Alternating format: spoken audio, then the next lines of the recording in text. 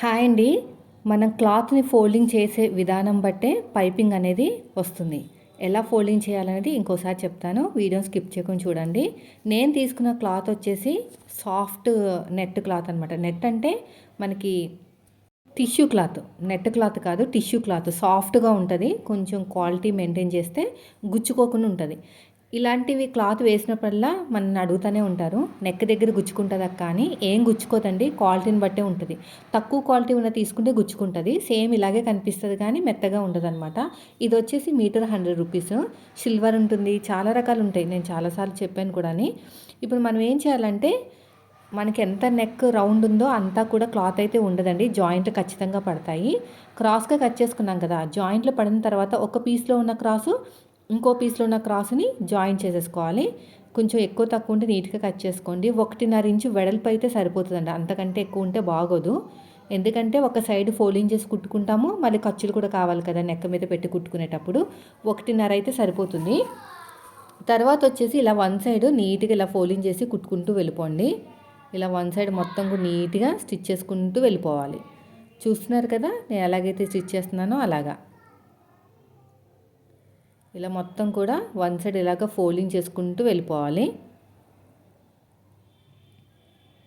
ఇలా అంతా కూడా నీట్గా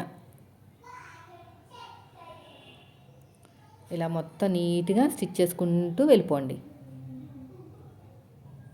ఇలా వన్ సైడ్ అంతా కూడా 1 ఇంచ్ ఉంచుకుని ఎక్స్ట్రా ఉన్న క్లాత్ని కట్ చేసేయండి. 1 ఇంచ్ ఉంచుకుని మిగతా క్లాత్ అంతా నీట్గా కట్ చేసుకున్నారనుకోండి, కుట్టేటప్పుడు చాలా బాగుంటుంది అనమాట ఫినిషింగ్ అనేది. ఇక చూడండి నేను కొంచెం నీట్గా కట్ చేసేస్తున్నాను ఇదంతా కూడా. ఇలాగా ఇలా నీట్గా కట్ చేసుకుంటూ వెళ్ళిపోవాలి మొత్తం కూడా అంతే. ఇటు సైడ్ కూడా అంతే, ఇలా మొత్తం నీట్గా కటింగ్ చేసుకుంటూ వెళ్ళిపోవాలి. మొత్తం నీట్గా కటింగ్ చేసుకుంటూ వెళ్ళిపోండి. ఇప్పుడు మీ చేతి వాళ్ళని బట్టి ఎటు స్టార్ట్ చేసుకున్నా పర్లేదండి. నేనైతే ఎడమ చేతి వైపు నుంచి అయితే స్టార్ట్ చేసుకుంటున్నాను.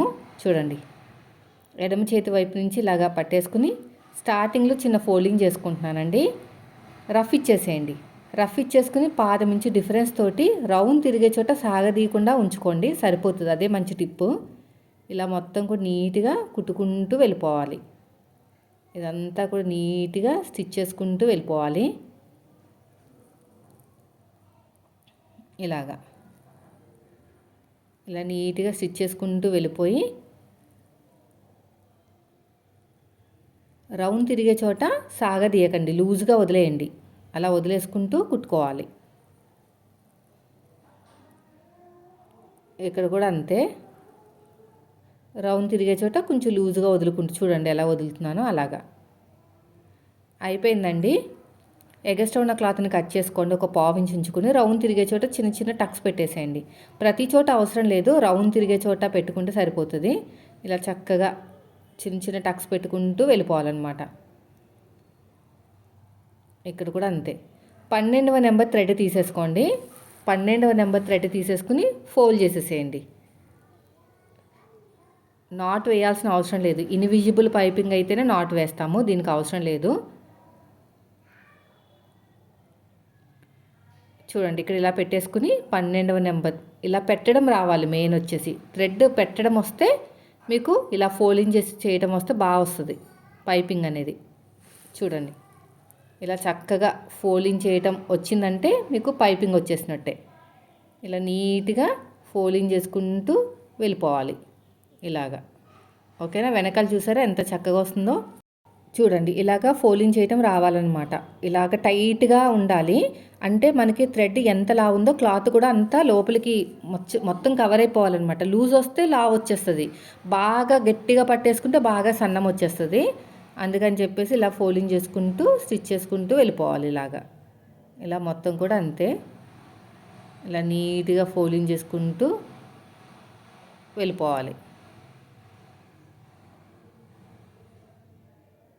ఇలాగా.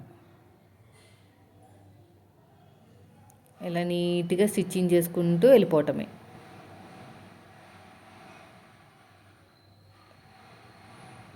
చూడండి ఎలాగైతే ఫోల్డ్ చేస్తానో అలాగా.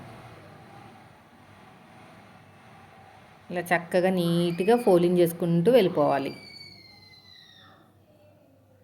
ఇలా మొత్తం కూడా అంతే. ఇలాగా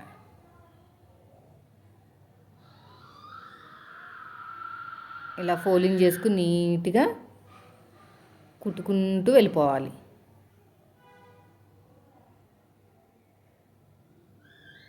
ఇలాగా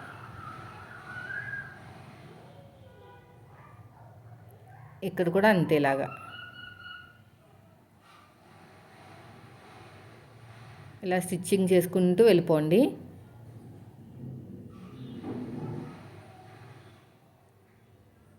చాలా సన్నగా వస్తుందండి. రెండో సైడ్ మాత్రం నేను హెమ్మింగ్ చేస్తానండి. ఎందుకంటే కొంచెం సాఫ్ట్గా ఉంది క్లాత్ అనేది, కుట్టి వేస్తే బాగా హైలైట్ అయిపోతుంది. అందుకని చెప్పేసి నేను హెమ్మింగ్ చేస్తాను. చాలా సన్నగా వచ్చేస్తుందండి. మీరు ఎంత మీరు గట్టిగా పట్టుకుంటే అంత సన్నగా మనకి థ్రెడ్ అనేది పైపింగ్ వస్తుంది అనమాట. స్మూత్గా కూడా ఉంటుంది క్లాత్ అనేది. ఇలా ఫోల్డింగ్ చేయడం రావాలి. ఇది ఎలా రావాలంటే ప్రాక్టీస్ చేయడం వల్లే వస్తుంది. ఒక్కసారి చూస్తే రాదు, రెండుసార్లు చూసినా కూడా రాదు, ఎన్నిసార్లు చూసినా కూడా రాదు. చూస్తే రాదు, ప్రాక్టీస్ చేస్తేనే వస్తుంది. నేను చాలాసార్లు ప్రాక్టీస్ చేశానండి, అప్పుడే వచ్చింది చక్కగా. లేకపోతే అంతవరకు నాకు నార్మల్ పాదంతో పైపింగే రాలేదు. సింగిల్ పాదం పెట్టేదాన్ని, అది సరిగ్గా సెట్ అయ్యేది కాదు. కానీ సింగిల్ పాదం కూడా సెట్ చేసుకోవచ్చు అనమాట. కానీ అవసరం లేదు సింగిల్ పాదం. ఎప్పుడంటే మనం ఎప్పుడైతే వర్క్ బ్లౌజ్ కుడతామో అప్పుడే సింగిల్ పాదము. ఇలా ఫోల్డింగ్ చేసుకుని నీట్గా స్టిచ్ చేసుకుంటూ వెళ్ళిపోండి. ఇలా మొత్తం కూడా అంతే. ఇలా లోపలికి ఫోల్డ్ చేసుకుని కుట్టుకుంటూ వెళ్ళిపోవాలి. ఇలాగా ఇలా నీట్గా స్టిచ్ చేసుకుంటూ వెళ్ళిపోండి. ఇలా థ్రెడ్ పెట్టాలి, లోపలికి ఫోల్డ్ చేయాలి. థ్రెడ్ పెట్టాలి, లోపలికి ఫోల్డ్ చేయాలి. ఇలాగా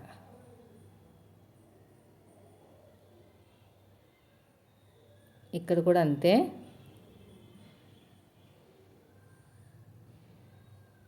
వెనకాల చూడండి ఎంత సన్నగా వస్తుందో.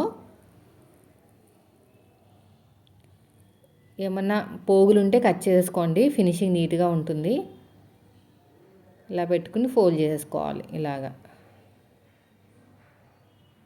ఇక్కడ కూడా అంతే.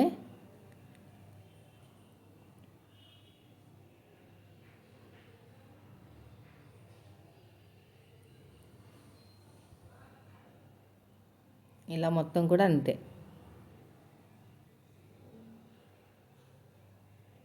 ఇలాగా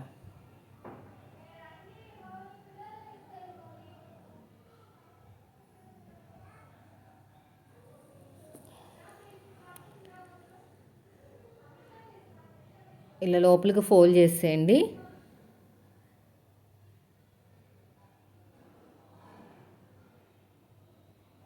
అంతే, రఫ్ ఇచ్చేసేయండి. చూసారు అంత చక్కగా వచ్చేసిందో. సో నేను చెప్పిన టిప్స్తో కుట్టారంటే మీకు కూడా ఇంతే చక్కగా వస్తుంది. వీడియో నచ్చితే లైక్ చేయండి. Thank you for watching.